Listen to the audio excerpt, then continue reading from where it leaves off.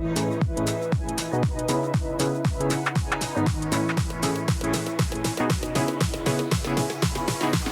good morning, Hannah. Hey, Joe. How's it going? It's a wet one today, isn't it? It is, yeah. On the day that we're recording this, it's like pouring rain outside. Yes, I was trying to knock all the rain off before we got on camera. Yeah, right. Shake it off. Oh, man. Yeah. Well, we had a great conversation that we're going to listen to today with the community clinic of High Point. We did, yeah. Can't not think about healthcare like all the time. I feel like every couple of days I get another, bill in the mail. Yeah, right? yeah. And I think that when it comes to healthcare, obviously there's a lot that people don't know. I mean, I don't know half of the things. And we're largely clueless, right? It's like taking your car to the complex. mechanic. You just have to trust what they say, and sometimes you don't even know what question to ask. Right. To ask the professional. It was very eye-opening to just hear their executive director, Molly Jordan, and a longtime volunteer referral specialist, soon to be leading the dental. That's right. Dr. Frosty Culp talk about Frosty can do everything. Yeah. Just to talk about this model of a community clinic and how it serves High Point. Yeah. I mean, I remember years ago, it was really Frosty and Susan Culp that pulled me into the clinic originally when I was working at the university, because I had the Culp chair at the university, where the Culp family has also been very supportive. And we brought students over to the clinic to start working when Jerry White was the executive director, long-serving ED. And Jerry helped us get these students connected. And one of my favorite stories with the clinic is watching one of my first generation local High Point students who's on full scholarship to HPU work in the pharmacy at the clinic, and that got him interested in pharmacy. And he was in the very first class of pharmacy students at HPU when HPU started the pharmacy. That's awesome. And now he works here locally. And so I will walk into a Walgreens and run into him, and it's like, there are so many students that have gone through the clinic over the years that have become physician assistants, that have gone through the pharmacy program, that have done the PT program, because they've gotten the kind of clinical experience and they got exposure. So on my side, from working with the university, I always saw this clinic as this incredible place that's building future leaders, many of them from our own community to serve our own community. But then talking to Molly and Frosty, you see the other side. Yeah. People that fall in that gap of not being able to afford, what's on the marketplace. So what is it, up to 300% of the poverty line? Above 300% of the poverty line, so which is much more inclusive than you don't Medicaid. qualify for Medicaid, right? Right. But you also fall in this gap of not having health insurance otherwise through your employer or whatever. But these are people that are serving us a cup of coffee at Tom's. They're folks that are, working on our cars in the shop. They're people who are out working and need health care. I think that's what really was eye-opening to me. And even just this past week with Leadership High Point, which I'm happy to be part of the best class ever, class of 2024. Right, of course. Yeah, well, class of 2011 here, so best class. But we were at the community clinic, and, you don't, again, I think that we don't realize how many gaps exist in that area of coverage. And so the fact that they serve, I think Molly says it in the episode, but 2,200 patients are on their, their sheet that they serve each year. That's a huge amount of people. Yeah. And I think they just did a great job of helping bust a lot of myths. I think that we should start calling this Mythbusters, Yeah, for sure. Busting a lot of myths around community clinics, what they do and who they serve, and the breadth of specialties and services they provide. Right. But also just how does that equate to healthier citizens as a healthier community? And that's something that we all benefit from. Yeah. And if the community clinic wasn't there, no one else is doing this work. Right. They are filling an absolutely vital gap. Yeah. And if they weren't there, I don't know what we'd be doing as a community. Yeah, so absolutely. This is such an important episode. So listen in. It's amazing the work that they do. So let's take a listen.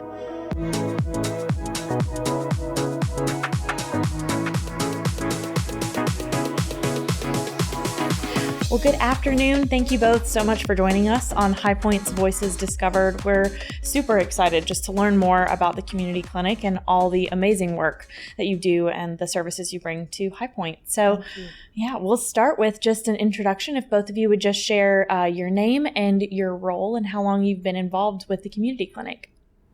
I'm Frosty Culp. I've been involved with the clinic on and off since 1993. I started in the original building over on Main Street at the little church building there. I practiced dentistry here from 1980 to 2012. So after that, I retired, and I thought that retirement would be great. And about 6 months later, I was watching The Price is Right on a Wednesday. And I said, that doesn't work. So I called Molly and said, Molly, you have to hire me. And she did. So I've been there ever since, on and off. Awesome. And I'm Molly Jordan. I'm the executive director of the community clinic of High Point, and I joined the clinic in 2015. Excellent. But I want to say Frosty has been an employee. He's been a volunteer. He's been a board member, and he's a former board chairman also of the clinic. So he's done all of the things. Can we just start by saying a little bit about your relationship to the clinic, the history of the clinic, how it came about, who it serves? Kind of give us the basics. Sure. So the clinic opened its doors in 1993. It was conceived as through a process that was a partnership with the city and at the time Urban Ministry and High Point Regional Health System at the time. There was a task force that came together to evaluate where some gaps were in healthcare in our community. And what people realized was we had a fantastic emergency room and a fantastic emergency department at the hospital that was wonderful at treating patients, but it was not intended or designed, nor did it operate as a primary care practice that could provide continuity of care to patients. And what they realized was that the gap in the community was a place for the uninsured patient to go to receive kind of that standard of care that was ongoing and a relationship developed so they would have someone to care for them throughout their life. So the community clinic was born and opened its doors in April of 1993 to serve the low income and uninsured members of the community. And we've been doing that ever since. So we serve adults ages 18 to 64 who reside in High Point and the surrounding communities, the greater High Point community, High Point, Jamestown, Archdale, and Trinity. And the individuals who qualify for services are those who have no health insurance whatsoever and live within 300% of the federal poverty level. What does that mean? 300% of the federal poverty level? So it's a sliding scale based on the number of people in your household and what your annual salary is, but within 300% of a federal poverty level. So for an individual, a family of one, a single person in the household, it would go up to about $40,000 a year. And it just depends on, again, the number of people in the household and where they land within that. But our goal was to provide services to people who probably work every day, make a living wage, but don't get health care benefits. And we've been able to ensure access to everyone in the community through our programs. So we're real proud of that. How many folks utilize the services of the community clinic of High Point on an annual basis? So in 2023, for example, we provided close to 10,000 medical visits to about 1,800 unique individual patients.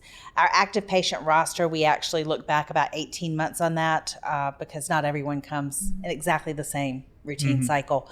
But our active patient roster is actually about 2,200 patients who rely on the community clinic for their healthcare needs. So we provide their medical care, their pharmacy services, their lab services, behavioral health services for them. So they have a lot of opportunity to come see us. That's what I was going to say. You guys are kind of a one-stop shop for people utilizing those services. I mean, you mentioned 3 or 4 things. Can you kind of go through that list of what's offered and how they can kind of use the community clinic as a full service place to stop for their health care? We can, and Frosty's one of Frosty's responsibilities is external referrals, so I'm gonna need some help on those specialties too. But we're primary care is our core, so we can develop those relationships with patients, and they have a primary care medical home, a place to call their medical home. And one of the things that people might not realize about us is, we're not an urgent care, so our patients aren't transient. They don't come in once and never come in again. We have patients who have been our patients for 10 years. You look at the charts more frequently. I mean, you've probably seen patients who have been our patients for 15 years or more. Yeah. So we really have a relationship with our patients. So we provide that primary care core service, and then we have a full pharmacy on site to provide all their prescription medications, and we have a lab on site. But then we have, 10 specialties that we provide on site as well. Cardiology, pulmonology, endocrinology, thank you. What else? I'm blanking. You didn't realize you were coming in for a pop quiz. All the ologies. All the ologies. Yeah. Rheumatology, cardiology, pulmonology. Behavioral health. Podiatry. Neurology. Retinal imaging. We have a minor procedures clinic with a retired general surgeon of the community, Dr. Gary Biesecker, and he performs minor procedures for us once a week in a procedure room. Dentistry. Dental is coming. Dr. Culp is going to lead that initiative for us. Wink, hint, right? We moved into a new space and we've built a dental room, and he's working on that for us to bring a much needed service to our patient population. Yeah, because every single patient comes through that door needs their teeth something done. Mainly it'll be an extraction clinic, which is what I've been doing anyway. I have about 10 dentists in town that have agreed to see our patients for the last 10 years. I call them and they take them into their office. So now we'll have a place to do it in the clinic. Nice. So it's been sort of outsourced, but this will actually bring the same model of the community clinic, but through dentistry. Correct. It's awesome.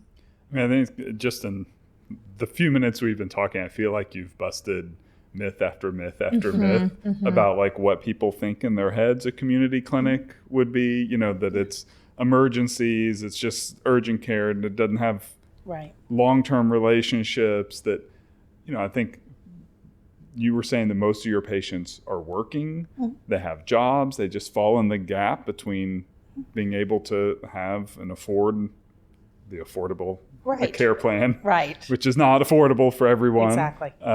And, falling in other sorts of public insurance programs. Well, the thing I loved when I first learned this, we really serve the people.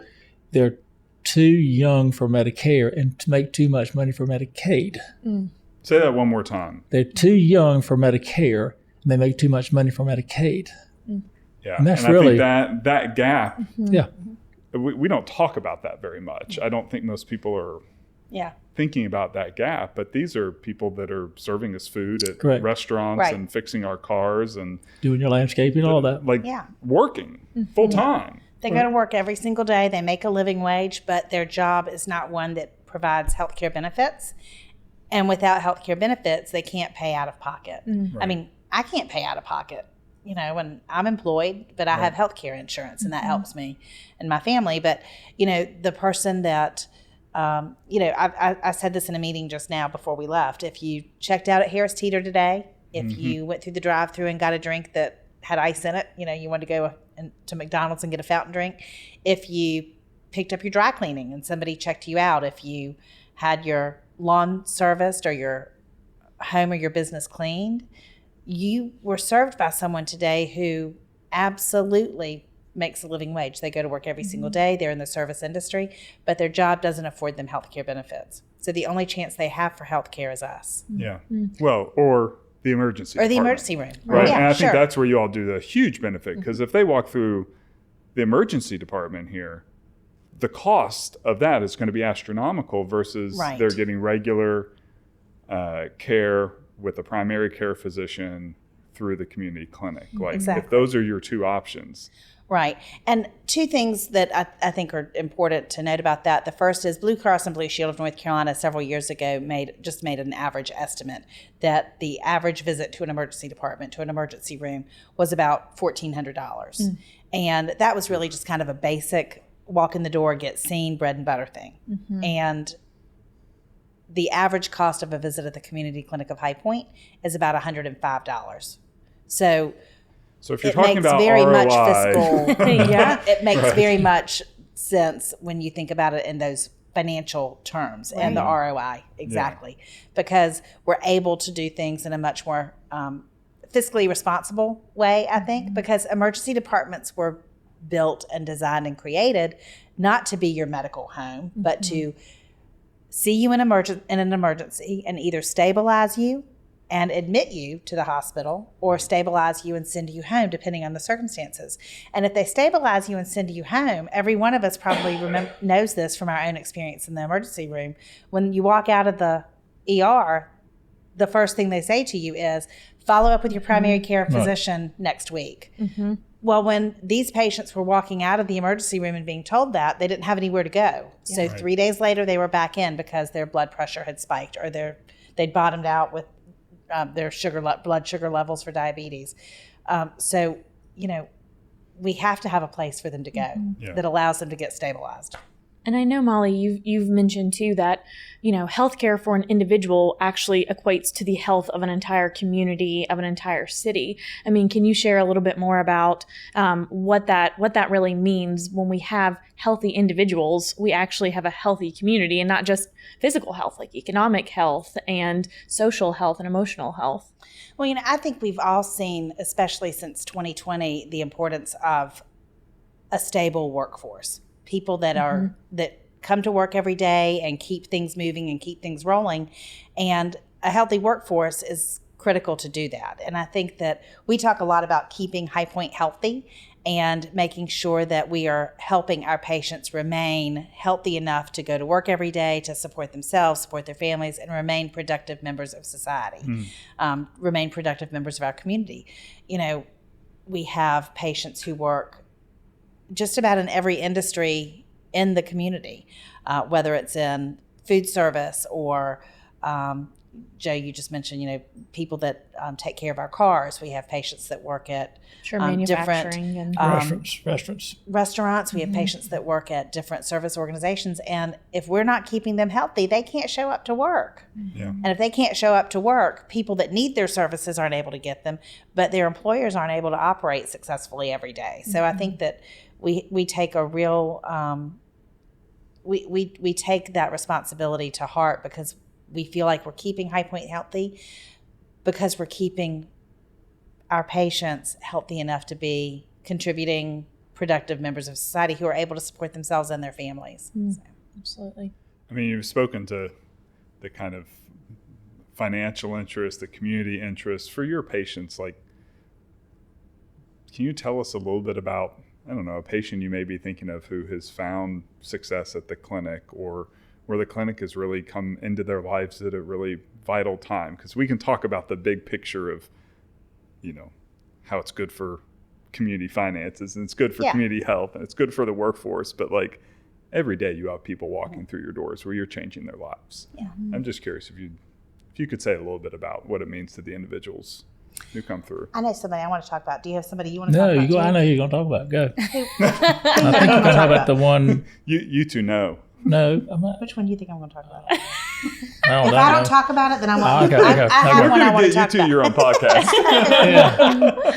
If I don't say it, I want you to say it, all right. so that they hear two stories. So there are dozens that we could tell. So and I have a favorite one that just because I think it resonates with a lot of people, and it's a lady that was a patient at the clinic, and I actually had the opportunity to write an article about her.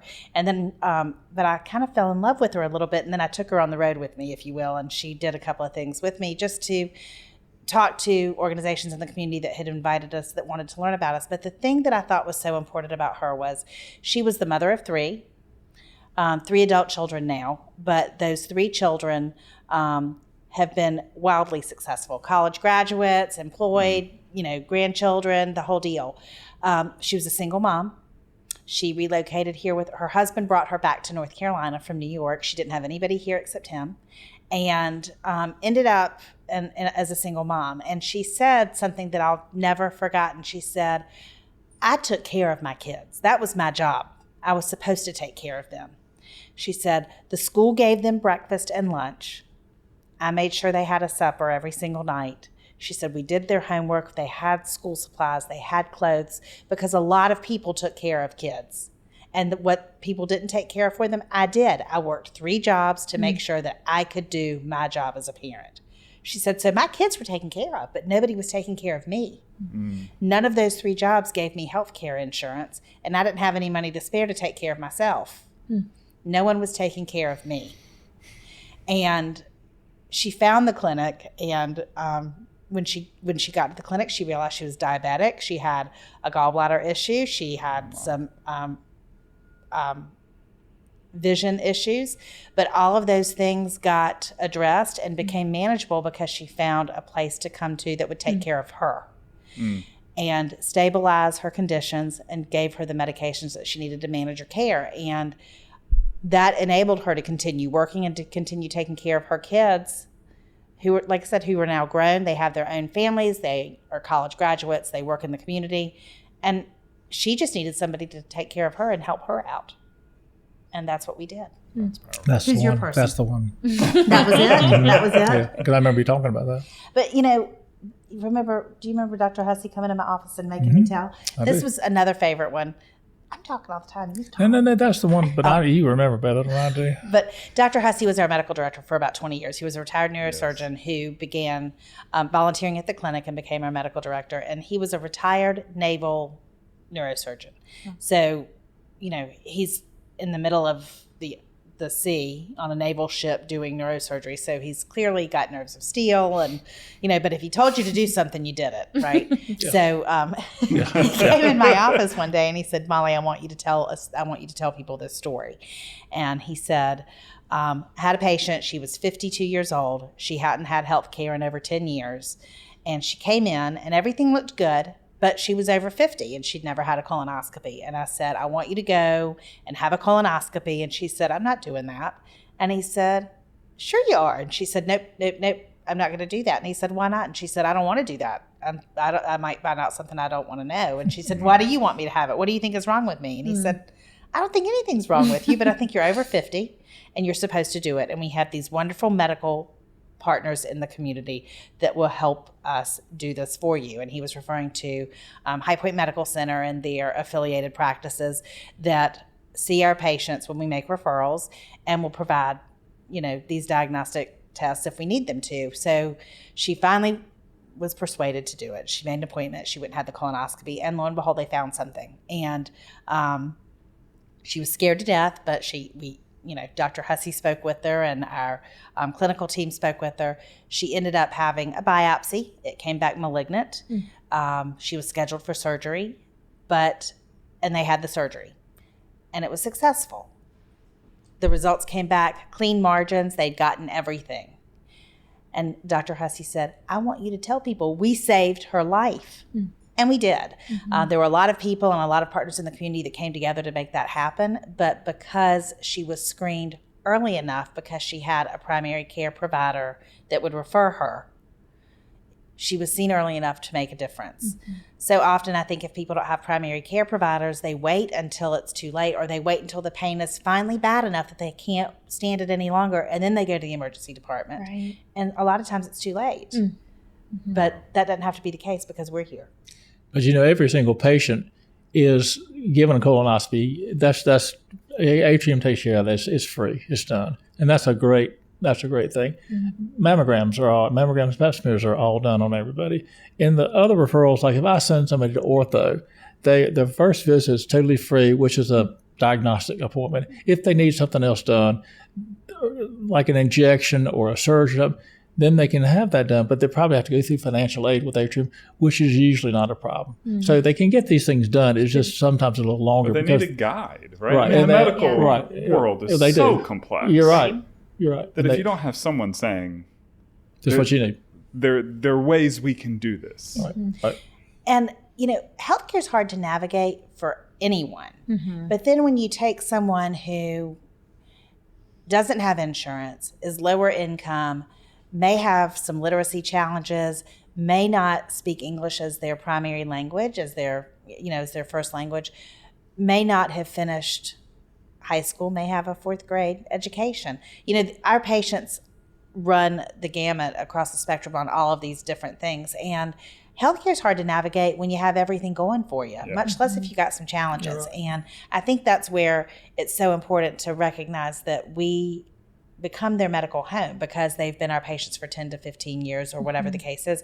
They do whatever we say because they know that we're there for them. Yeah. If Frosty tells somebody, you need to call this number, you need to tell them who you are, you need to make this appointment, and then you need to go and do this. They do it because he told them to, because he trusts them, and we have relationships with them.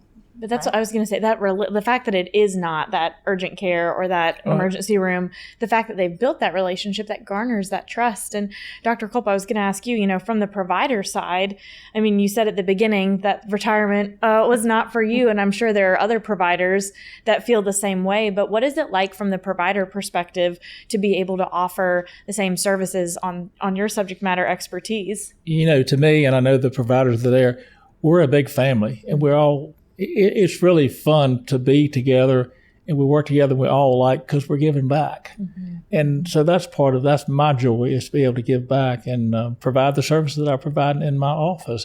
And every one of those docs up there that volunteer. I've been trying to get Molly to pay me for a long time. I give them all a raise every single year, right? That's not why we're there, and we all have a good time together, and we love providing the service, and the patients feel that camaraderie, that love of a relationship, which is very important, as you said. Well, I'm sure you need lots of volunteers from trained medical staff. We do. You have volunteers that aren't in the medical field? Yes. If people want to get involved with you, or do you have some place you can put those of us that Absolutely. have no medical training? Absolutely. We do. We have a wonderful volunteer coordinator named Sarah Adkins, and she is responsible for kind of recruiting and onboarding clinical and non-clinical volunteers, and then kind of getting them placed and trained and everything. But we have, of course, the clinical volunteers that are physicians and nurses and pharmacists and everything in between. And lots of students. We have a great partnership with High Point University, but we have students from other locations too who need to get some contact hours before PA school, for example. But all of those clinical volunteers are fantastic, and we could not do what we do without them. But we have this whole other side of volunteer effort within the clinic that helps support that clinical side. We have patient phone calls that are made. My doctor's office calls me and reminds me when I have an appointment. We have a lot of patient phone calls. We do an eligibility screening for all people who want to become patients, and then we ask that they recertify annually to ensure that they still live in our service area, or that they didn't age out or whatever. And all of our eligibility screeners are volunteers. We need medical interpreters. We need bilingual people to volunteer for us, and we have several people who are Spanish speaking, and they come to see it, and they come and volunteer for us. We have chart volunteers. We have patient phone call volunteers. We have all sorts of volunteers. A lot of ways to get lots of different ways. Lots of different ways. Yeah. And I know that we mentioned briefly some of the updates coming online with the dental practice, but I know that the ribbon cutting, by the time this episode goes live, I think the ribbon cutting will be complete and you'll be completely set up in your new space. What is that new facility really adding to the community clinic's offerings and what you're able to provide to our community? Well, I think the single biggest service offering will be dental, and that will be an extension of what we're currently doing with the extractions that you spoke of, but it's also a partnership with High Point University's new dental school. And their students will rotate through there once they get trained enough to do that, and I'm going to be overseeing that. Yeah, so we're real excited about that. And then it's just given us the opportunity to expand services in a way that is really efficient and beneficial for everybody.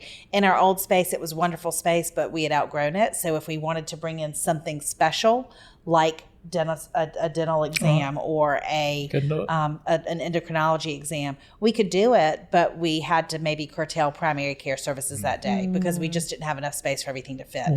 For people who don't know, just say real quick, where was your old space and where is your new space, and what's the difference in the two? What's the difference in the two? About 3 times. So we were at 779 North Main, which is right across the street from Huffman Taint. It was the old NCNB bank building. Okay. So you were in an old bank. Yeah, it was, and it had been, it still looked like it. We had the vault. That's where the charts were, in the vault. Very secure. You can tell them where we are now. We moved to the Quaker Lane Medical Center complex. That's in partnership with High Point Medical Center and Atrium Wake Forest. So we moved to that location in December. We broke ground, if you will. We didn't really have to break ground because it was all, the building was already there. But we started the renovation work in June of 2023 and finished it in late 2023 and moved in pretty quickly just so we could get started. We doubled our square footage. We went from 6 exam rooms to 10 exam rooms plus the dental room. So and technically plus 11. Bieseker's room. And see, that specialty, you said Gary Bieseker once a week comes in and does minor surgical procedures that we could have never done in the old building. Mm-hmm. So we've been able to expand the specialty services that we can provide because Dr. Bieseker comes in and does those services. The dental room that Frosty will, get started for us, and those would have never even been possible to even pretend to do at 779 Main Street.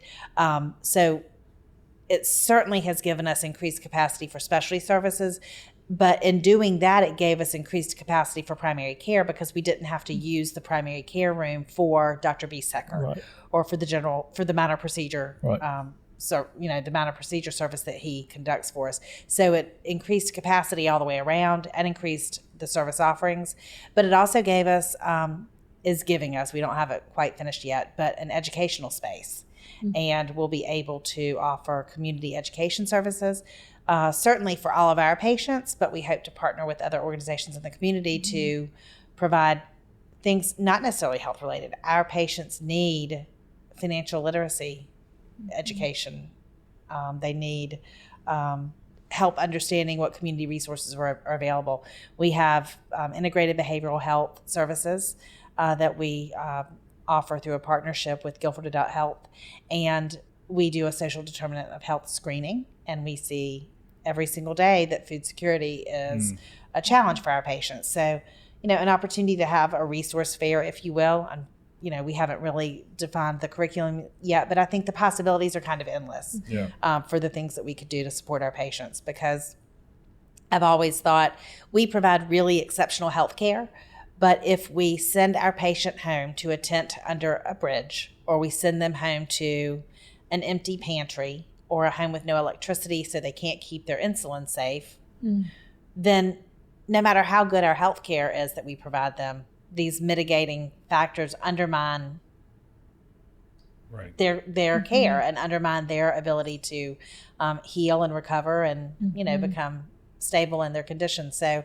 if we can do things through that educational resource room to support them, then all the better. I mean, I think one of the things that struck me as I walked into your new facility for the first time is, one, a waiting room that looks like a medical center waiting room. Which doesn't sound like a revolutionary thing, but compared to what we had, the bank, it feels like you're walking into a high-end medical facility. Correct. And I think the biggest thing that struck me was your pharmacy, because I remember the old pharmacy, and when I was at the university, you had a number of my students who went on from undergrad at HPU to the HPU pharmacy program. Pretty much exclusively because they worked in your pharmacy and they got the hours and the experience and all that they needed in order to continue on their education. But they had to one person at a time in and out. I mean, that was not ideal. No. And just seeing the professionalism of the space. And I think what that has to communicate to the people of Frosty that you're trying to get to come in, providers, feeling like they have the resources and the space to do the kind of medical procedures that they do in their other spaces. It gives them confidence too, for sure, when they come into a nice building. Specifically to the pharmacy, last year our pharmacy dispensed about 34,000 prescription medications in the course of the year. That's a lot. Through a closet, basically. Through a closet, right, exactly. So I don't have a single concern or doubt about how efficiently and effectively and from a clinical quality standpoint we did anything at 779, because I think we have a really amazing team of people working and volunteering at the clinic that makes sure that we do everything that we're supposed to do to properly care for patients and safely care for patients. But what that pharmacy space has done is given us the ability to much more efficiently do what we do and to provide education for patients and safely dispense the medication to them in a way that allows them to understand the importance of the medication and why they need to take it. But, I think it's really important. One of the things that I think is most special about the new space is certainly that the providers and the volunteers all have a wonderful space to practice in. And like you said, gives them a lot of confidence that everything has a place and everything's in its place and we have the equipment and everything that we need. But I'm so glad that our patients get to receive care in a place that is as nice as it is. Right. It's the nicest doctor's office in High Point to me right now. I tell people too that we have the best docs and the best nurses now because they're all my age. They've all retired. So all those great docs and nurses, the offices we went to, that's where they all are now. So that's where you want to come to the community clinic. Right. Seriously, we got great staff. Yeah. We've got great people there, and we've got a facility now that provides all of that support for everyone that's in the building. But, and I don't even remember who said this to me, but someone said they're receiving care in a place that doesn't look like a free clinic, that doesn't look like what you think a free clinic might look like.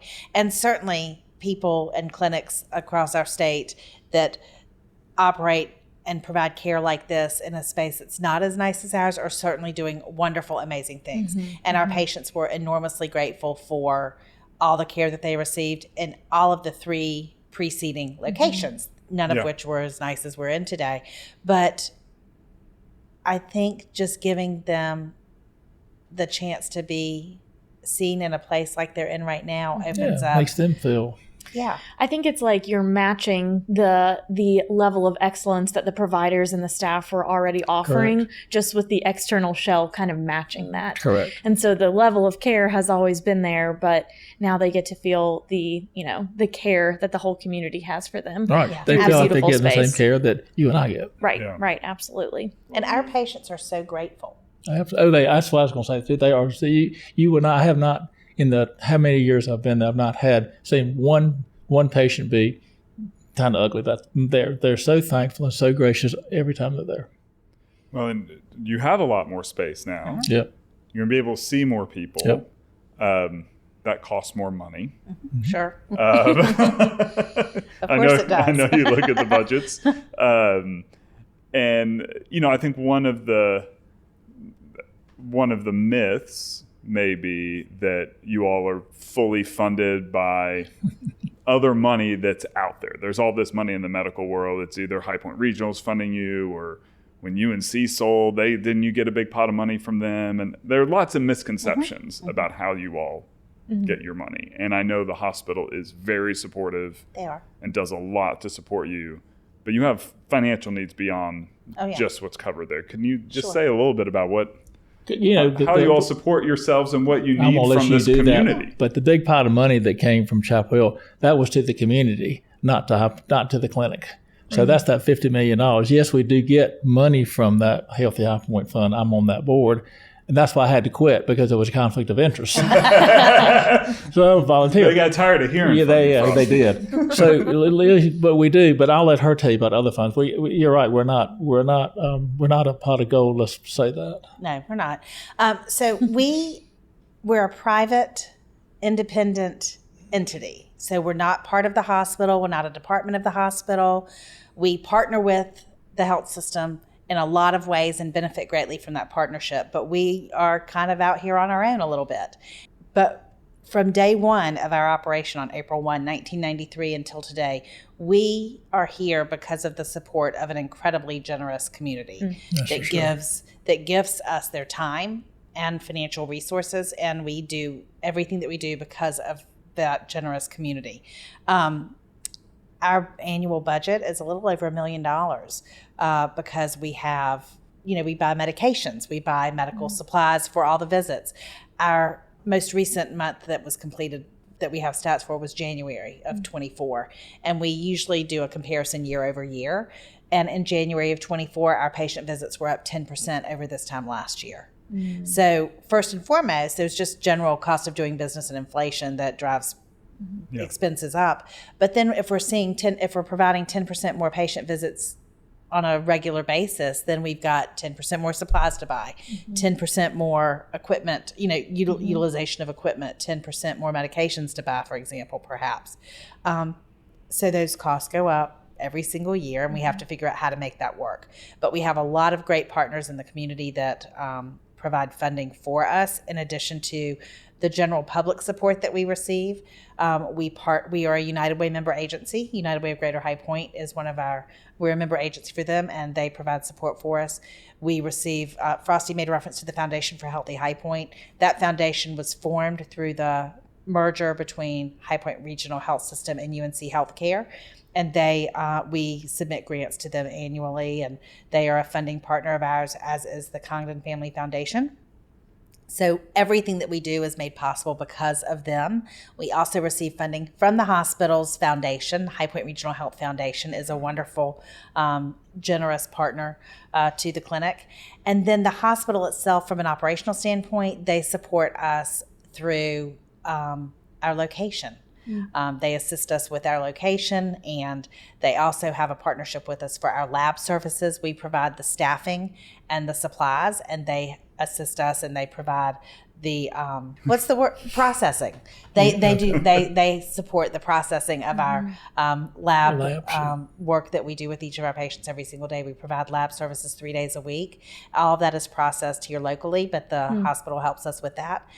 So we have a lot of great partners and partnerships that help us do what we do. But at the end of the day, we have a lot of expenses. We buy our medications, we buy the medical supplies, we buy just general office supplies. We have a light bill and a a water bill. It's not just all like donated everybody. and free. Exactly. Right? You've got those expenses. So we have amazing community members that support us in a lot of ways. We have an annual event each December called Putting on the Grits that has been around since 2006, and we have a lot of fun with that. But that event in December generates usually about $95,000 to $100,000 for us that goes directly back to patient care at the clinic. So we can't do it alone, and we do it, as I said, because of the support of a really generous community. We're here for High Point, by High Point, and without you, there's no one else serving who you serve. Correct. We are the only game in town. You are the only ones who are serving that population. We are. Yeah, absolutely. So. Well, this has been so informative. I think it's helped to, like Joe said, bust a lot of myths that I think people have in their minds around potentially what that healthcare option looks like for people. It's just been great to find out a little bit more about how folks can even get involved even now, donating their time or resources to better serve our entire population, to contribute to High Point's health overall. So thank you both for sharing, and thank you for serving in our community. Thank you. Thank you for having us. We appreciate y'all. Wow. So much good information. Yeah. And let me just be the first to say, if you have not ever been to the community clinic, I encourage you to call, look at the show notes, and ask for a tour, because it's a first-class, beautiful facility. Yeah. Or if you or someone you know would benefit from the services of the community clinic, we'll have all that information in the show notes as well.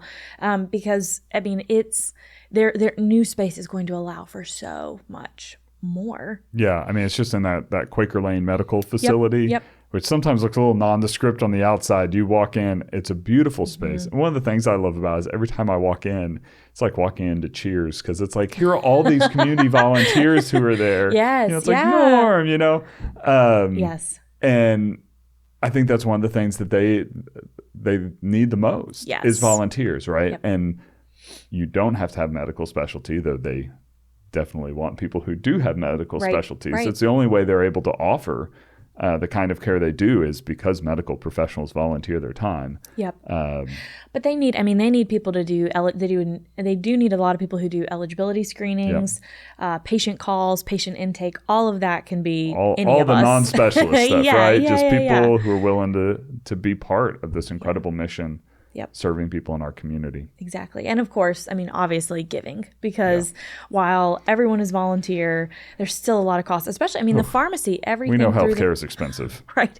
And everything through the pharmacy is at no cost to the patient. Yeah. And so I think being able to give back and to ensure the health of our entire community, that's huge. So giving links, volunteering links, contact links, all of that's in our show notes. We really encourage you guys to check it out. Yeah. Thank you, Molly. Thank you, Frosty. Y'all are amazing. Yeah. The whole board, all the volunteers. High Point is better because of the clinic. Absolutely. Alrighty. Well, thanks, Joe, for joining on High Point's Voices Discovered today. Thank you again to the Community Clinic for all of your hard work. Thank you, as always, to our technical producers at Captivate Media, and we will see you here in a couple weeks.